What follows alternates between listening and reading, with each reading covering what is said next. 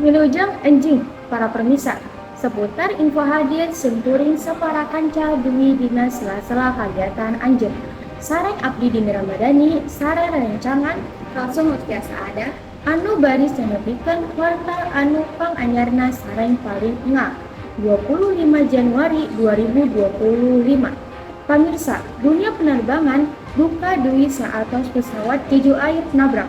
Kejadian pikahareunna lumangsung di Korea Kidul tanggal 28 Desember 2024. Rabu 8:03 waktu lokal. Kecelakaan lumangsung nalika penerbangan Jeju Air 7C2216 anu mawa 180 hiji panumpang sareng genep awak dina penerbangan ti ibu kota Thailand Bangkok ke Bandara Internasional Muan Korea Kidul. Kecelakaan pesawat Jeju Air maehan jumlahna 178 panumpang kaasup 4 awak kabin. Ngan 2 orang selamat tina kejadian maut, 2 anak awak kabin. Warta edisi ngelaporkan yen 2 anu salamat nyaeta pramugara sareng pramugari. Aranjeunna dilaporkan mimiti menunjukkan pulih nalika dirawat di rumah sakit anu beda di Seoul. Numutkeun panaluntikan awal sababaraha pangamatan sareng laporan aviasi ngaduga yen musibah ieu disababkan ku tabrakan jeung rombongan manuk ditambah kaayaan cuaca anu goreng.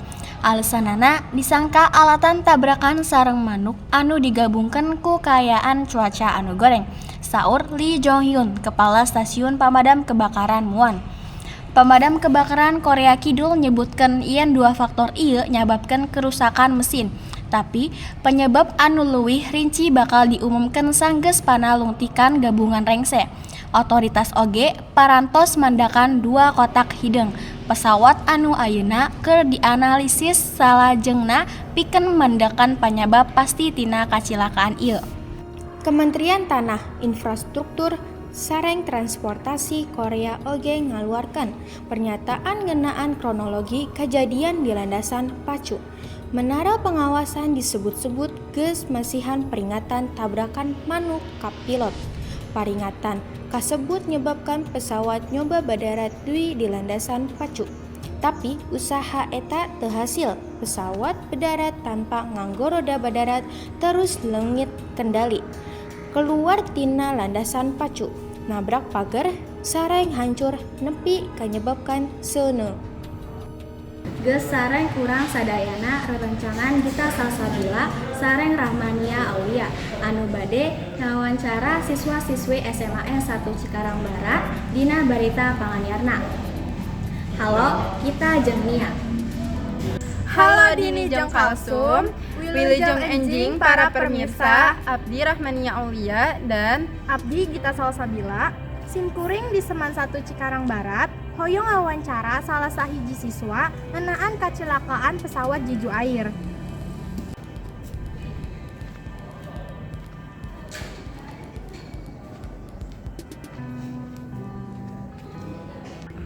Naha anjeun hariwang ngeunaan perjalanan ku pesawat saatos kejadian ieu.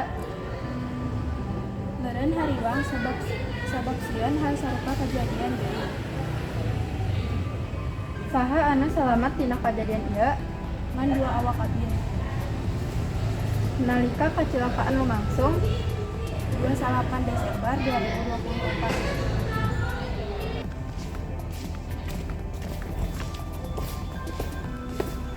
Di mana kejadian eta lumangsung? Muan Korea Selatan.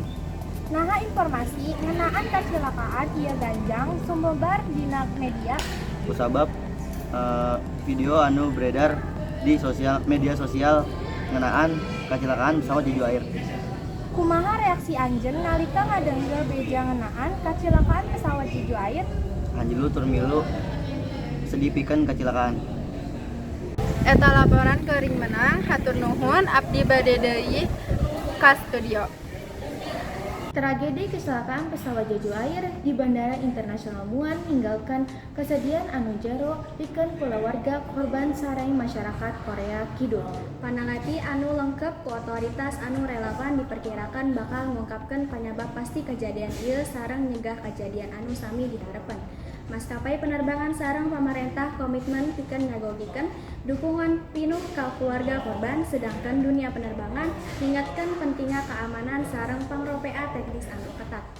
Sakitu warta anu tiasa kami sampaikan kanggo dinten ieu. Abdi Dini Ramadhani saray rencangan Kalsum Alfiasadah pamit undur diri, hatur nuwun.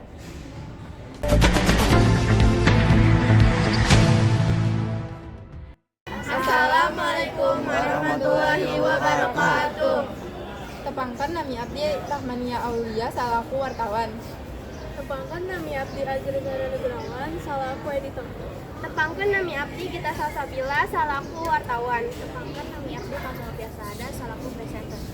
Tepangkan nami abdi Najib salaku narasumber. Tepangkan nami abdi Dini Ramadhani salaku presenter. Tepangkan nami abdi Muhammad Fazras salaku editor. Tepangkan nami abdi Dimas Fatur Rahman salaku narasumber. Tapi pas